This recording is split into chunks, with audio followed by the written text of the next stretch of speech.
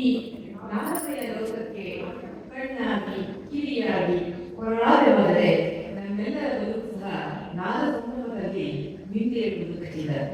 ಆದ್ದರಿಂದ ಈ ನಿಸರ್ಗ ನಾಲ್ಕು ಮೂಲಗಳನ್ನು ಕಾಪಿಟ್ಟುಕೊಂಡು ಮುಂದಿನ ಪೀಳಿಗೆಗೆ ದಾಟಿಸುವ ಹೊಣೆಗಾರಿಕೆಯು ನಮ್ಮ ಮೇಲಿದೆ. ನಿಸರ್ಗಗಳನ್ನು ಬಯಲು ಮಾಡುತ್ತಿರುವವರ ಪರವಾಗಿ ಆ ನಿಸರ್ಗ ಮಾತೆಯಲ್ಲಿ ಕ್ಷಮೆಯಾಗಿಸಿ ಕೊರೆ ನಮ್ಮನ್ನು ತಾಯಿ ಎಂದು ನಿವೇದಿಸುವ ಪ್ರಯತ್ನವನ್ನು ಈ ಕಮಲದ ಮೂಲಕ ಮಾಡುತ್ತಿದ್ದೇನೆ. ಕವನದ ಶೀರ್ಷಿಕೆ ನಿಸರ್ಗ ಮಾತೆ. ಏನು ನಿಂದೆಯ ಬಿಯೆ ಪರಮ ಸುಂದರಿ ತಾಯೇ, ನಿನ್ನೊಡಲ ಕಣಕಣದಿ ನಾಗರಿಂಗಣ ಮಾಯಿ. ನಿನ್ನೊಡಲ ಕಣಕಣದಿ ನಾಗರಿಂಗಣ ಮಾಯಿ.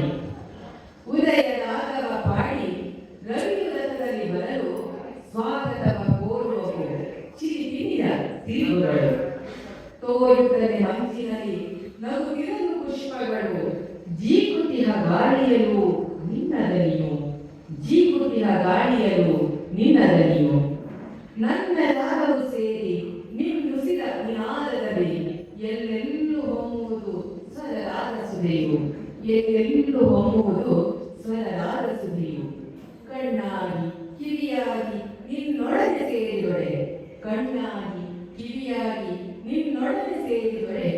ಧನ್ಯತೆಯ ಸಿರಿಕ್ಷಣವು ಸ್ವರ್ಗಧರೆಯು, ಧನ್ಯತೆಯ ಸಿರಿಕ್ಷಣವು ಸ್ವರ್ಗಧರೆಯು. ಹಸಿರುಸಿರು ನೀಡುತ್ತಲೇ ಸಂಗೀತ ಧ್ವನಿಸುತ್ತಲೇ ಬೇಸರಿಸಿದರೆ ನಮ್ಮ ನಿತ್ಯ ಒಲಿಯುವೆಯಮ್ಮ. ನಿನ್ನ ಬಸಿರದೆ ಕಸಿವ ಮಣಿಯ ಮಕ್ಕಳ ಕ್ಷಮಿಸು, ನಿನ್ನ ಬಸಿರದೆ ಕಸಿವ ಮಣಿಯ ಮಕ್ಕಳ ಕ್ಷಮಿಸು. ನೀನು ಮುಗಿದರೆ ಯಮಗೆ ತಾವು ಸಿಗದು, ನೀನು ಮುಗಿದರೆ ಯಮಗೆ ತಾವು ಸಿಗದು. ಧನ್ಯವಾದಗಳು.